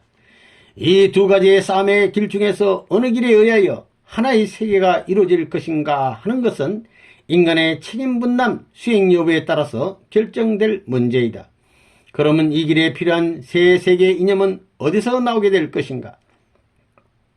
인류를 하나의 이상세계로 인도할 수 있는 이념은 가인형의 인생관으로 세워진 공산주의 세계에서 나올 리는 만무한 것이다. 왜냐하면 가인형의 인생관은 본래 인간의 본성의 내적인 성향을 맡고 있기 때문이다.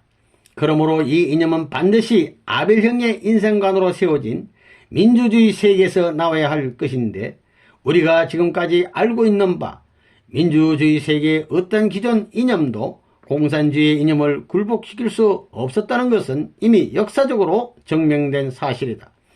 그렇다면 이 이념은 기필코 민주세계에서 새로이 나오지 않으면 아니 되는 것이다. 새로운 이념이 나오기 위하여는 새로운 진리가 나와야 할 것이니 이 새로운 진리가 바로 아벨형의 인생관의 근본이며 따라서 민주주의의 근본이 될 것임은 물론이다. 지금까지 시대를 따라 보다 더 새로운 진리를 찾아 나온 역사 발전 과정이 그러했던 것과 같이 이러한 새로운 진리가 나오게 되면 그것은 많은 인간들이 지금까지 진리라고 믿어온 낡은 것과 서로 상충하게 될 것이므로 오늘의 민주세계에 있어서도 또다시 가인 아벨의 두 입장으로 분립되어 서로 싸우게 될 것이다. 그러나 이 새로운 진리가 민주주의 세계에서 승리의 기반을 가지게 되고 더 나아가 공산주의 이념을 굴복시킬 때에 마침내 하나의 진리에 의한 하나의 세계는 이루어질 것이다. 하나님이 이 새로운 진리를 주시어 온 인류를 하나의 이념으로 통합하시려는 섭리를 사탄이 먼저 알고 자기를 중심하고 인류를 통합하려고 거짓 것을 참 것인 양 내놓은 사탄편 진리가 바로 변정법적 유물론이다. 변정법적 유물론은 이론적인 근거를 세워 영적인 존재를 말살하려 하였다. 이러한 유물론의 입장은 신이 없다는 것을 증명하려고 하다가 결과적으로 사탄 자신도 없다는 논리를 스스로 뒤집어쓰지 않을 수 없는 자멸의 경지에 빠지고 말았다. 더욱이 사탄은 역사의 종말을 알고 있으므로 자신이 멸망할 것도 잘 알고 있다. 따라서 결국은 사탄 자신이 섬김을 받지 못할 때가 올 것을 상정하여 자신의 희생을 각오하고 신을 부정하고 나선 것이 바로 변정법적 유물론인 것이다. 그러므로 민주주의 세계에서 그 이론을 뒤집어 놓을 수 있는 진리를 내놓지 못하는 한 하늘편은 언제나 사탄의 이론적인 공처를 면할 길이 없는 것이다. 여기에 하늘편에서 새로이 완성적인 진리를 선포하지 않으면 안 되는 복귀 심리사적인 근거가 있는 것이다. 이 3차 세계대전에 대한 심리적 개요. 제3차 대전은 복귀 심리를 시작한 이래 최종적으로 민주세계로 하여금 공산세계를 굴복시킴으로써 이상세계를 복귀하게 하시려는 전쟁이다.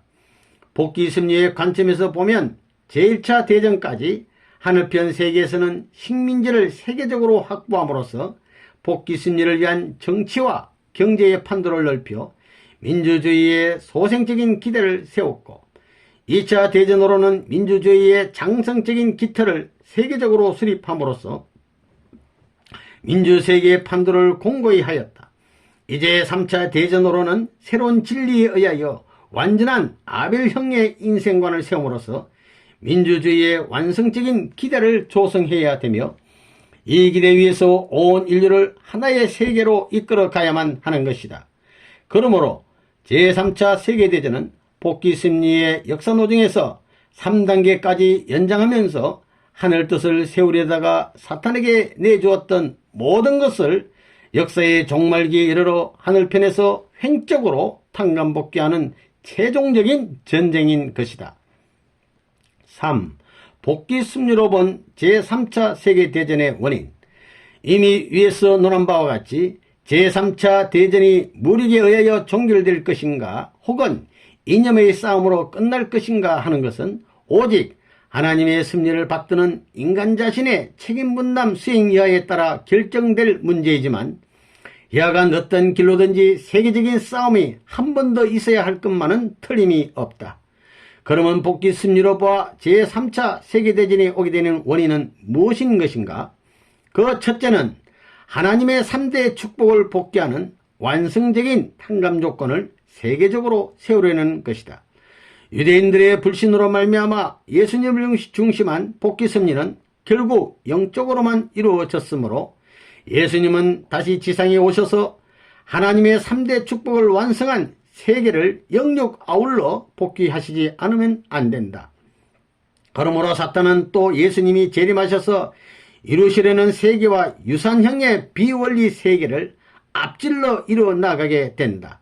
따라서 역사의 종말에는 반드시 사탄편 재림주 형의 임무를 중심하고 3대의 축복을 복귀한 형의 비원리 세계가 이루어지게 되는 것이다. 그러므로 하늘편에서 사탄을 중심한 이 세계를 쳐서 하나님을 중심하고 3대의 축복을 완성한 세계를 복귀하는 완성적인 탕감 조건을 세계적으로 찾아 세우지 않으면 아니 된다. 이러한 목적을 위하여 제3차 세계대전이 일어나지 않을 수 없는 것이다. 그 사탄편 재림중 형의 인물이 바로 스탈린이었다. 따라서 스탈린은 사탄편 계승 완성형의 인물로서 민주세계에 대항하여 농어민, 노동자의 대동단계를 주창함으로써 자녀 번식의 형을 이루었고 세계 적화의 정책을 수립함으로써 만물 주관의 형을 이루어 3대 축복을 완성한 형의 공산세계를 이룬 것이다. 그러므로 공산주의는 장차올 하나님 중심의 공생, 공영, 공의주의 세계를 사탄이 앞질러 이루어 놓은 비원리 세계라는 것을 우리는 알아야 하는 것이다. 둘째로는 예수님에 대한 사탄의 셋째 시험을 하늘편 지상 인도로 하여금 세계적으로 넘게 하기 위하여 제3차 대전이 오게 된다. 그러므로 예수님이 당하셨던 시험을 중심하고 보면 하늘편에서는 제3차 대전에 승리함으로써 하나님의 제3축복을 세계적으로 복귀할 수 있는 탕감 조건을 세우지 않으면 아니 된다. 왜냐하면 예수님이 광야에서 셋째 시험에 승리함으로써 만물에 대한 주관성 복귀의 기대를 조성한 것과 같이 하늘편이 제3차 대전에 승리함으로써 피조 세계 전체에 대한 인간의 주관성을 복귀하지 않으면 안 되기 때문이다. 셋째로는 주권 복귀의 완성적인 기대를 조성하기 위하여 제3차 대전이 있어야 한다. 하늘편에서 제3차 대전에 승리함으로써 공산주의 세계를 괴멸하고 모든 주권을 하나님에게 돌아오게 하여 천주주의의 이상세계를 실현하지 않으면 안 되기 때문이다. 4. 복귀 승리로 본 제3차 세계대전의 결과. 하나님은 일찍이 아담 가정에서 가인과 아벨을 세워 복귀 승리를 완성하려 하셨다. 그러나 가인이 아벨을 죽임으로 인하여 인류 재앙 역사가 시작되었기 때문에 이것을 탕감복귀하시려는 선악의 분림 역사는 개인적인 것에서 시작하여 가정, 종족, 사회, 민족, 국가적인 것을 거쳐서 세계적인 것으로 그 범위를 넓혀 내려오셨다. 하나님은 복귀 승리의 최종적 역사인 3차의 대전에 승리함으로써 3단계까지 연장을 거듭하여 온 승리 노정의 전체를 탕감복귀 하시려는 것이다. 태초의 인간 조상은 사탄의 유혹의 말에 끌려 넘어가므로써 하나님에 대한 심정을 잃어버리게 되었고 그로 인한 내적인 영적 타락과 외적인 육적 타락으로 말미암아 사탄의 혈통을 이어받았던 것이다. 그러므로 복귀 승리는 타락 인간이 하나님의 생명의 말씀에 의하여 하나님에 대한 심정을 복귀하고 영육 아울러 구원함을 받아 하나님의 혈통을 다시 이어받음으로써 완성되는 것이다.